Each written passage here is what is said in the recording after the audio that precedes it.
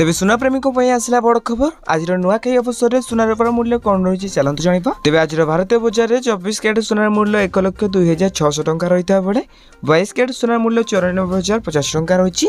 एवरकि राजधानी भुवनेश्वर में 24 कैरेट सुनार मूल्य 10 ग्राम पिछा 1,02,600 टंका रही बेले 22 कैरेट सुनार मूल्य 94,050 टंका रही।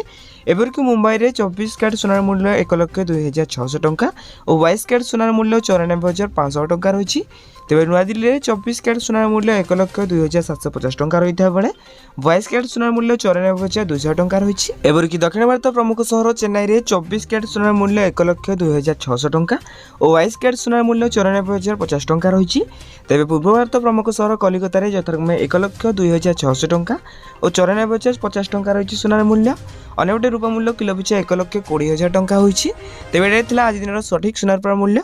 जदि आपण माने आकु बेली सुनार रूपार सठिक मूल्य जानिबाकु चाहतांती तेबे आम चैनल को सब्सक्राइब करी पाखरे आस्था बेल आइकन कॉल बटन रे सेट करे सहित वीडियो हेल्पफुल होइतले नियत भाबे वीडियो को लाइक करी डिस्क्रिप्शन रे टेलीग्राम चैनल लिंक अछि जाय कि आपण माने टेलीग्राम चैनल ले जॉइन जानतु।